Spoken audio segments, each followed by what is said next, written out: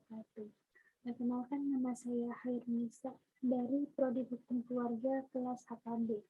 Di sini saya akan menyampaikan materi terkait kompilasi hukum acara perdata.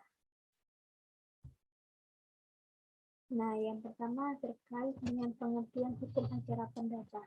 Jadi, hukum acara perdata itu merupakan suatu rangkaian peraturan-peraturan hukum formil yang digunakan untuk mempertahankan keberlangsungan hukum perdata material dalam hal adanya tuntutan hak. Jadi di sini hukum acara perdata itu adalah hukum formilnya, sedangkan hukum perdata itu adalah hukum materinya. Jadi hukum acara perdata adalah hukum formil yang menjamin berjalannya hukum perdata material. Lalu kapan hukum acara perdata itu berlaku? Yakni ketika tidak adanya harmonisasi antara individu atau ketika individu tersebut tidak menjalankan kewajibannya. Nah, lalu bagaimana jika individu tersebut yang merasa dirugikan itu akan mendapatkan haknya kembali? Yakni cara pertama itu dengan melakukan somasi atau surat peringatan atau teguran. Apabila somasi tersebut masih tidak berhasil, maka individu tersebut dapat mengajukan gugatan ke pengadilan atau secara litigasi. Nah, di sini proses di persidangan ya, proses di pengadilan. Nah, yang pertama itu pemanggilan para pihak, baik penggugat maupun tergugat, atau bisa diwakilkan oleh kuasa hukumnya. Lalu, apabila tergugat tidak hadir, maka akan dilanjutkan dengan pemanggilan kedua oleh jurusita kepada pihak tergugat. Lalu yang kedua, apabila kedua belah pihak hadir, baik si penggugat maupun si tergugat, atau kuasa hukumnya, maka sidang itu akan dilaksanakan dengan agenda mediasi antara penggugat dan tergugat. Nah, lalu apabila mediasi tersebut berhasil, maka akan dibuatkan surat pernyataan oleh pengadilan. Nah, di sini kesepakatannya itu akan ditandatangani oleh penggugat, tergugat, dan hakim mediator. Lalu majelis hakim itu akan mengagendakan sidang yang berupa akta pembanding. Karena itu putusan bersifat final sehingga tidak boleh adanya banding maupun kasasi. Nah, lalu bagaimana apabila penggugat hadir sementara tergugat tidak hadir? Nah, proses sidangnya yang pertama pemanggilan sidang ya. Yang pertama kan tadi sudah pemanggilan sidang oleh sidang pertama. Apabila masih tergugat masih tidak hadir, maka ada pemanggilan sidang kedua. Nah, apabila sidang kedua ini tergugat masih tidak hadir, maka proses sidangnya itu adalah dengan pembacaan surat gugatan oleh pihak penggugat. Lalu langsung diagendakan yakni pembuktian oleh pihak penggugat dan kesimpulan oleh pihak penggugat, lalu adanya putusan majelis hakim. Nah, di sini lalu bagaimana apabila si penggugat dan tergugat hadir? Nah, yang pertama kan setelah pemanggilan lalu adanya sidang mediasi. Nah, sidang mediasi di sini apabila kedua belah pihak masih berselisih paham dan tidak dapat maksudnya tidak dapat adanya titik terang, maka adanya pembacaan surat gugatan oleh pihak penggugat. Lalu sidang agenda selanjutnya yaitu jawaban tergugat yang berisikan eksepsi atau bantahan. Lalu rekonvensi atau gugatan balik oleh tergugat dan rekonvensi penggugat yang dalamnya ada isi positah dan petitum penggugat. Lalu sidang selanjutnya yaitu replik dari penggugat yang berisi jawaban pihak penggugat untuk membantah eksepsi atau rekonvensi oleh tergugat. Bisa pula membantah, membenarkan, atau membantah dengan membenarkan jawaban dari pihak tergugat atau ketika tergugat itu menjawab konvensi. Yang kelima yaitu duplik. Nah, di sini duplik itu berisi jawaban tergugat terhadap isi replik penggugat. Lalu sidang selanjutnya pembuktian pihak penggugat dan tergugat yang berupa bukti surat maupun saksi atau saksi ahli. Lalu kesimpulan penggugat dan tergugat yang berisikan keinginan akhir baik dari pihak penggugat dan pihak tergugat. Lalu musyawarah oleh majelis hakim. Nah, di sini musyawarah majelis hakim itu bersifat tertutup. Lalu Lalu putusan selanjutnya tentang putusan majelis hakim yang bersifat terbuka. Nah, Bab selanjutnya yaitu tentang pembuktian. Di sini pembuktian itu merupakan suatu upaya yang dilakukan oleh para pihak, baik penggugat maupun tergugat, yang dengan tujuan meyakinkan hakim tentang kebenaran dalil. Nah, di sini terdapat pada pasal 163 HR atau 283 RBG. Sedangkan alat bukti itu sendiri diatur dalam pasal 164 HR atau 284 RBG. Alat bukti. Nah, di sini ada alat bukti saksi, surat, sumpah, persangkaan, dan pengakuan. Nah, di sini alat bukti surat. Nah, surat itu ada dua, surat biasa dan akta.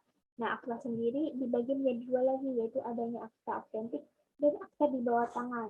Akta autentik adalah akta yang dibuat di hadapan pejabat yang diberi wewenang. Nah, kalau akta yang di bawah tangan itu akta yang dibuat oleh para pihak dengan sengaja untuk pembuktian, tetapi tanpa bantuan dari seseorang. Berarti kalau akta di bawah tangan itu akta yang bukan dibuat oleh seorang pejabat. Nah, akta di bawah tangan itu mempunyai kekuatan hukum apabila disepakati oleh kedua belah pihak. Maka kekuatan hukumnya itu sah dan mengikat. Lalu di sini alat bukti sumpah. Nah, sumpah di sini biasanya lafalnya itu seperti demi Allah, saya bersumpah bahwa saya akan mengatakan yang sebenarnya dan tidak lain dari yang sebenarnya. Lalu adanya persangkaan. Nah, di sini persangkaan itu ada dua, yaitu persangkaan menurut hakim atau pendapat hakim atau dugaan hakim, dan yang kedua yaitu persangkaan undang-undang atau persangkaan kesimpulan. Lalu adanya pengakuan. Nah, di sini pengakuan itu yaitu keterangan sepihak. Nah, lalu pengakuan tersebut akan dibenarkan oleh pihak lain. Nah, selanjutnya terkait dengan upaya hukum. Nah, di sini upaya hukum itu ada dua. Yang pertama upaya hukum biasa dan upaya hukum luar biasa. Upaya hukum biasa itu ada yang namanya perlawanan atau verzet. Nah, di sini perlawanan atau verzet itu terdapat dalam pasal 125 ayat 3 HR atau 149 RBG untuk pasal 129 HR atau pasal 153 RBG. Nah, verzet ini dalam tengah waktunya 14 hari terhitung sejak putusan verstek diberitahukan kepada tergugat secara sah. Apabila putusan tidak diberitahukan kepada tergugat, maka perlawanan sampai dengan hari ke-8 setelah dilakukan peneguran yang tersebut dalam pasal 196 HR atau pasal 207 RBG. Lalu, dalam hal tidak datang sesudah dipanggil dengan patut sampai hari ke-8 sesudah dipanggil, hari ke-8 sudah dijalankan surat perintah ketua yang diatur dalam pasal 197 HR atau pasal 208 RBG. Nah, lalu selanjutnya yaitu ada banding atau revisi.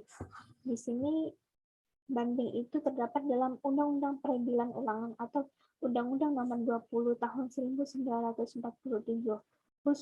khusus untuk acara banding daerah Jawa dan Madura. Sedangkan untuk keluar Jawa dan Madura itu terdapat pada pasal 199 sampai dengan 205 RBG.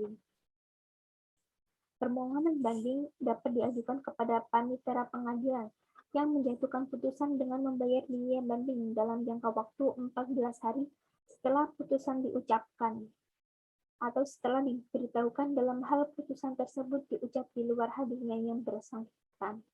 Lalu kasasi. Jadi kasasi itu merupakan upaya hukum dari pihak yang dikalahkan dan merasa dirinya itu dirugikan oleh putusan pengadilan tinggi atau judek fakti tersebut. Permohonan kasasi diajukan oleh pihak-pihak yang mereka itu tidak puas dengan putusan pengadilan banding. Dapat diajukan di hadapan panitera pengadilan di mana perkara itu diadili dalam tingkat pertama. Lalu apabila dalam jangka waktu 14 hari setelah putusan diucapkan atau setelah diberitahukan dalam hal putusan diucapkan di luar hadirnya pihak yang bersangkutan. Lalu pemohon kasasi itu berkewajiban untuk mengajukan memori kasasi selambat-lambatnya dalam jangka waktu 14 hari setelah pernyataan kasasi dilakukan. Lalu pihak lawan atau termohon kasasi juga berkewajiban untuk mengajukan kontra memori kasasi dalam jangka waktu 14 hari setelah menerima memori kasasi. Dalam jangka waktu 30 hari sejak panitera menerima memori kasasi dan kontra memori kasasi sudah harus mengirimkan berkas perkara ke Mahkamah Agung Republik Indonesia. Nah, lalu selanjutnya yaitu upaya hukum luar biasa. Upaya hukum luar biasa itu adanya peninjauan kembali atau PK, yang dimana terdapat dalam pasal 24 Undang-Undang Kekuasaan Kehakiman. PK yaitu suatu upaya agar putusan pengadilan yang telah mempunyai kekuatan hukum yang tetap dapat diperiksa kembali.